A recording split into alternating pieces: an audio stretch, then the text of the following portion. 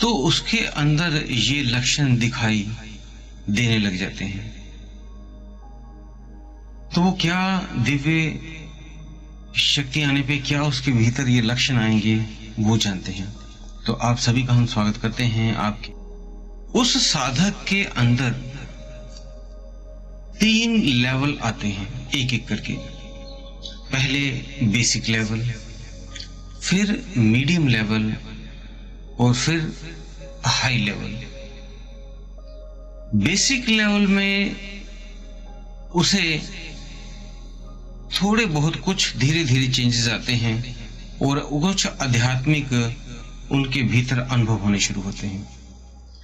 Medium level में उसका विस्तार होता है, मीन्स मध्य लेवल में विस्तार हो जाता है और वो स्वयंता को इस ब्रह्मांड की तरह महसूस करता है।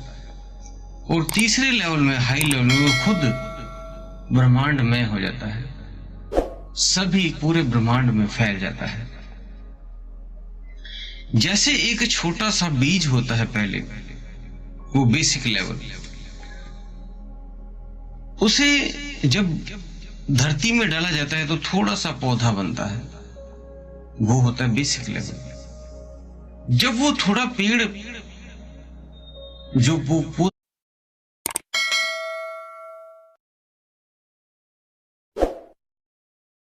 है वो पेड़ का रूप लेने लगता है, वो मध्य लेवल हो जाता है। जब वो पूरा जैसे वट वृक्ष बरगद का पेड़ बहुत बड़ा हो जाता है, इस तरह विशाल हो जाए, समझो वो हाई लेवल पे आ गया है, मीन्स वो संत बन गया है। अब उसके भीतर के जो अंदर के लक्षण हैं वो कैसे होते हैं, उसके अंदर क्या चेंजेस हो जाती हैं।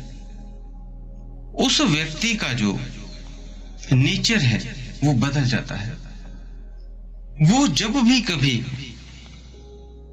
इस ब्रह्मांड को देखता है तो वो पेड़ पौधे पंछियों को अपने भीतर प्रेम से देखता है। वो हर एक क्रिया को समझता है, जैसे एक फूल को फल बनने में एक चमत्कार ही है जो एक फूल फल बना देगा, आप नहीं बना सकते। ये नेचर, ये परमात्मा, ये ब्रह्मांड उसे फूल को फल में बदल देता है।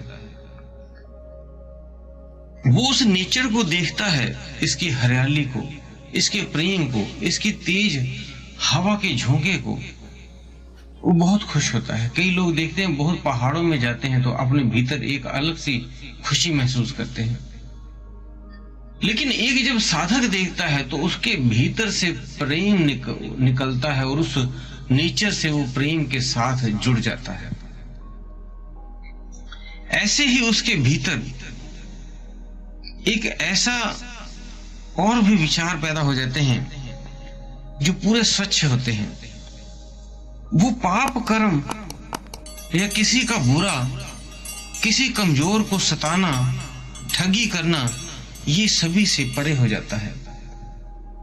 उसके मन में जब भी कोई उसके सामने करता भी है तो तुरंत उसकी अंतर आत्मा उसे बता देती है कि ये गलत है, ये नहीं करना है। अंदर से एक आवाज आती है, ये गलत है, ये कार्य नहीं करना है। तब आम व्यक्ति को भी वो आवाज आती है, लेकिन वो आवाज इतनी स्लो होती है कि वो व्यक्ति सुन नहीं पाता। लेकिन जो साधक होता है उसके वो दिल में आवाज गूंजने लगती है कि ये काम गलत है, इसे मत करो, मत करो, मत करो। और वो सुनता है और वो साधक डिसीजन लेता है कि ये कार्य मैंने नहीं करना है, ये इस नेचर के लिए, लोगों के लिए कुछ गलत है। इसलिए वो किसी भी कमजोर को सताता नहीं, किसी को ठगता नहीं, ईमानदारी से सारा कार्य सत्य से करता है। उसके बाद वो अपना ऐसे नियम में बंध जाता है कि हर एक को नियम को फॉलो करता है, चाहे वो आध्यात्मिक नियम हो, सुबह ब्रह्म मुहूर्त में उठना और रात्रि को उठना, ध्यान करना, नित्य नियम करना, प्राणायाम करना, सभी टाइम डिसाइड कर लेता है। इसी तरह वो सामाजिक कार्यों को भी एक डिसिप्लिन में बांध लेता है, किस समय क्या करना है।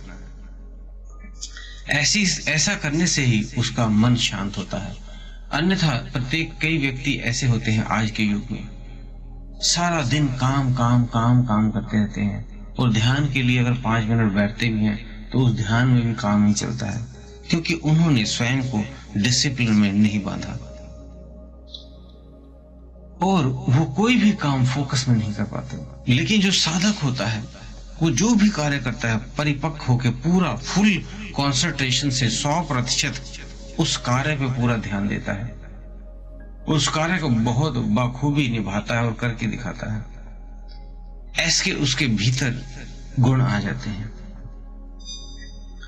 और वह रोज प्रत्येक दिन सुबह और रात्रि को बैठकर पूजा पाठ करने के बाद परमात्मा से, भगवान से बातें करते हैं।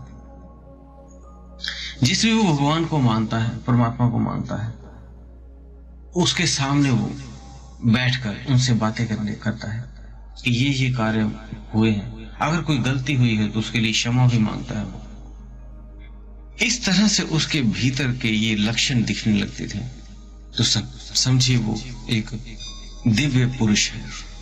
उसके भीतर दिव्य शक्तियों से वो जुड़ रहा है। ऐसा इसलिए हो रहा है या जुड़ चुका है, वो संतों वाले भाव, संतों वाला उनका स्वभाव हो जाता है। तो दोस्तों, उम्मीद है दी हुई जानकारी से आप संतुष्ट होंगे। फिर भी आपका कोई प्रश्न होता है तो आप हमें कमेंट बॉक्स में लिख सकते हैं।